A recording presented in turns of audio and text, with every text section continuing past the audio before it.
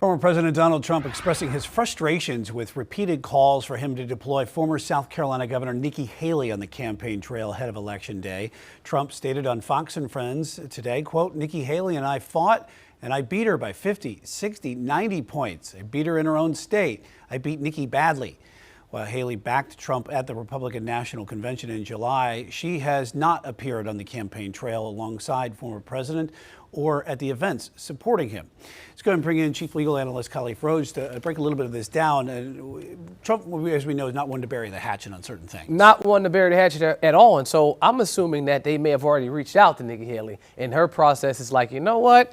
She said before, I'm available, which is meaning they probably asked her and she's like, you know what? I'm fine. I'll step away. I mean, but it's hard to come back from those comments. But these aren't the first comments. He's made bad comments about her throughout the whole process. I think he took a grudge with her running against him in general. The fact that she even decided to run, and put her had name support. out there, and had support, especially had from momentum. Middle of the road Republicans. Someone that looked like a different approach, something that we haven't seen probably since John McCain. So she had momentum. But the fact that he not only beat her in her state, but the fact that he still months later determined to make sure she recognizes that he beat her in her own state is going to be problematic. I mean, I don't think that she holds a grudge like him, but it would be hard to say after hearing that kind of comment that I can go out there and lend Where do my you think this support. chatter is coming from then?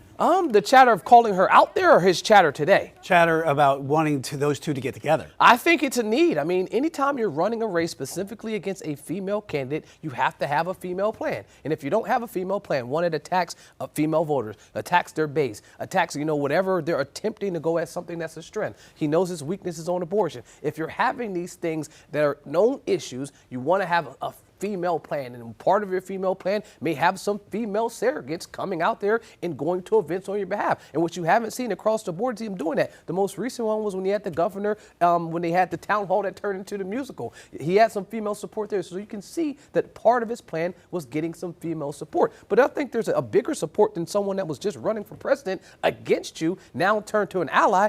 You can't trump that type of support. And so it would be best to have her there. One of the things, too, that came out today was more information on with the case out of Washington, D.C. with Judge Chutkan. Describe a little bit of some about the stuff that came out with the go ahead. No. That case right there, what we have to do is think about it like this. The Supreme Court made a determination that the presidents were basically absolutely immune while within their oath of office, doing things within the act of the presidency. Jack Smith and his team in the last month sent out new indictments saying, look, we have identified these acts were clearly outside of the presidential powers. Special Prosecutor Jack Smith. Yeah. Right. And so now the other side has an opportunity and an obligation to do this to the judge. The Supreme Court punted when saying, you know what, we'll tell you that what presidential acts are, but we won't describe what non-presidential acts are. This lower court, Judge Chutkan's court, will have to make a determination. Judge Chutkan sent demands and requirements to the attorneys, both sides, and said, send me briefs on what is determined and what you think that is qualified as non-presidential acts. Jack Smith went first. Trump's team is coming up. The goal is to make sure that she can make a determination of what was not presidential acts. And none of this is, again, happening before the election, but all of these little hearings have to continue, because one thing about the court's process is it does not care about what's happening outside of the courtroom. A judge has their docket. They're going to run their docket regardless of the outside events. Obviously, if there's some type of major catastrophe, it will stop. But barring that, if they set a court date or they set some hearing date, they're expecting those things to be done, regardless if we have an election in 18 days. That's right. All right. Chief Legal Analyst Rhodes.